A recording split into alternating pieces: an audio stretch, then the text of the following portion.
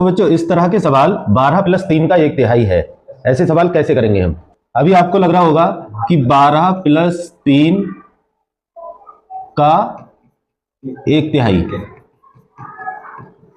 तो आपको ऐसा लग रहा होगा 12 और 3 15 होते हैं और इसका 1/3 1/3 हो जाएगा। 3 पंजे 15। तो आपके हिसाब से आंसर इसका क्या होना चाहिए? 5। लेकिन मैं आपको बताऊं ये आंसर आपका बिल्कुल गलत है। क्यों गलत है? देखो हमने एक रूल पढ़ा है बॉड मास, है ना। बॉड मास तो सभी जानते हैं। बॉड मास में क्या होता है? बी फॉर ब्रैकेट नहीं, ओ मीन्स ऑफ, और हिंदी में अगर हम कहें तो का, और D for divide, M for multiply, A for add and S for subtraction. तो हम सबसे पहले बॉड मास में ब्रैकेट ओपन करते हैं। ब्रैकेट ओपन करना माने ब्रैकेट को सॉल्व करना। उसके बाद हम ओ मींस ऑफ को सॉल्व करते हैं। अगर सवाल में कहीं क्वेश्चन में कहीं ऑफ लिखा हुआ है तो उस ऑफ को सॉल्व करेंगे। हिंदी में सवाल है तो हो सकता है उसमें ऑफ ना हो, ऑफ का मीनिंग लिखा हुआ हो, जैसे इसमें का लिखा है। तो इसका मतलब ये हुआ कि डिवाइड, मल्टीप्लाई, ऐड या सब्ट्रैक्शन, इन सब संक्रियाओं से पहले हमें किसे सॉल्व करना पड़ेगा?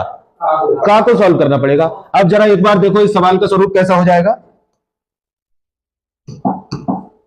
12 प्लस 3 का 1/3।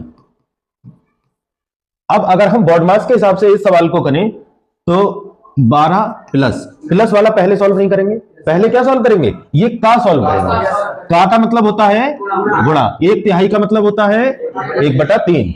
अब जरा इसको सॉल्व करो तो ये 3 से 3 कैंसिल हो जाएगा, 3 वन जा 3, ये बराबर हो जाएगा 12 प्लस 1 बराबर 13।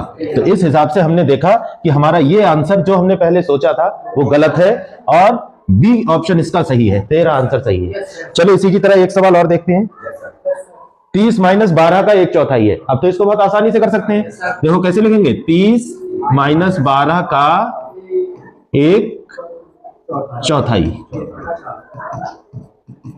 देखो 30 माइनस 12 का की जगह गुणा, 1/4 की जगह 1/4, 4 एकम 4, 4 3 12, ये हो जाएगा 30 माइनस 3 बराबर हो जाएगा 27। और इस तरह से हमारा आंसर ऑप्शन नंबर सी सही होगा। ठीक है, ऐसे सवाल इसी तरह होते हैं बॉड मास के सवालों में। पहले सबसे ब्रैकेट सॉल्व करते हैं, फिर ऑफ या का सॉल्व करते हैं, उसके बाद जहां जहां डिवाइड है उस डिवाइड को सॉल्व करते हैं, फिर मल्टीप्लाई को सॉल्व करते हैं, फिर ऐड को सॉल्व करते हैं और सबसे लास्ट में घटाने को या सब्ट्रैक्शन को सॉल्व करते हैं।